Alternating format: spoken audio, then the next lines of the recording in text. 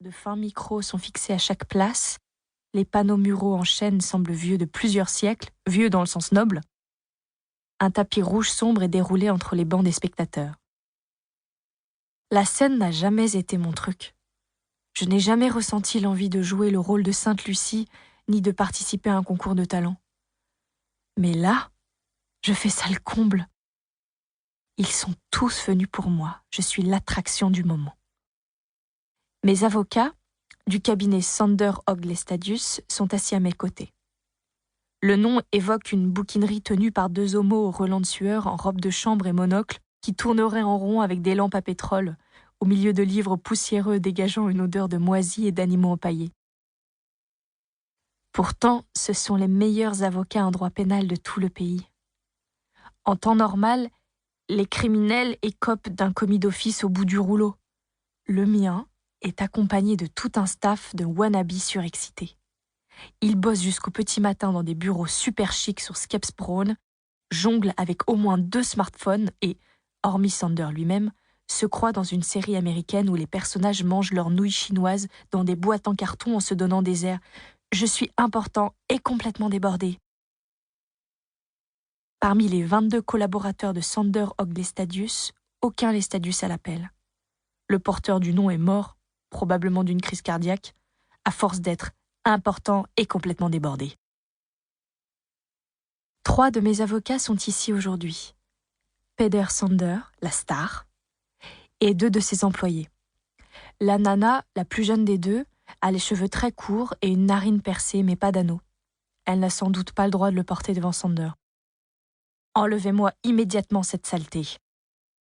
Je l'appelle Ferdinand. Ferdinand pense que le mot libéral est une insulte et que le nucléaire est meurtrier. Elle arbore des lunettes horribles pour prouver qu'elle a tout compris à l'organisation patriarcale de la société et elle me déteste parce qu'elle me tient pour responsable du capitalisme.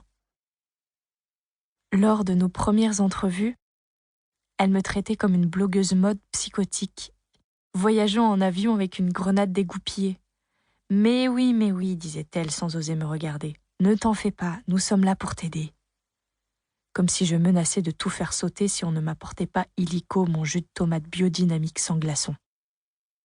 L'autre assistant est un mec d'une 40aine d'années, au ventre flasque, au visage rond comme une crêpe et au sourire du type qui range ses films par ordre alphabétique dans un placard fermé à clé. La crêpe se rase le crâne. Papa dit toujours qu'on ne peut pas se fier à une personne qui n'a pas de coiffure. Il a probablement piqué ça dans un film. Mon père aime bien sortir des répliques. La première fois que j'ai rencontré la crêpe, il a posé les yeux pile à la base de ma gorge. S'est obligé à ravaler sa langue pendante et à souffler d'un ton ravi. « Ma petite, qu'allons-nous faire? Tu parais beaucoup plus que tes 17 ans. » Si Sander n'avait pas été là, il aurait sans doute haleté, ou bien bavé sur son gilet trop serré. Je n'ai pas eu le courage de lui faire remarquer que j'avais 18 ans. Aujourd'hui, la crêpe est assise à ma gauche. Il a apporté son porte-documents ainsi qu'un sac à roulettes plein à craquer de classeurs et de papiers qu'il a vidé sur le bureau devant lui. Il n'y a laissé qu'un livre, L'art de plaider, gagner est la seule option, et une brosse à dents visible dans un des compartiments. Derrière moi, au premier rang du public, il y a papa et maman. Avant notre sortie scolaire au tribunal, il y a 2 ans et une éternité, on nous a fait un petit topo pour que nous comprenions le sérieux du sujet et arrivions à suivre. Je doute que ça ait servi à quoi que ce soit. Mais nous nous en sommes bien sortis, a dit Christer à la fin de la visite.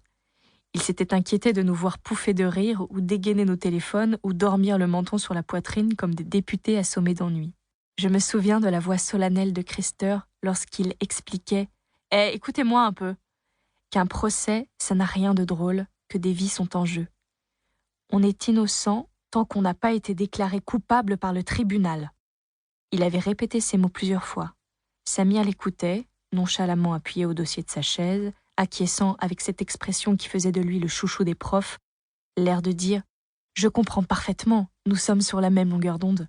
Et je n'ai rien à ajouter car tout ce que tu dis est génial. » Innocent tant qu'on n'a pas été déclaré coupable par le tribunal. Qu'est-ce que c'est que cette histoire?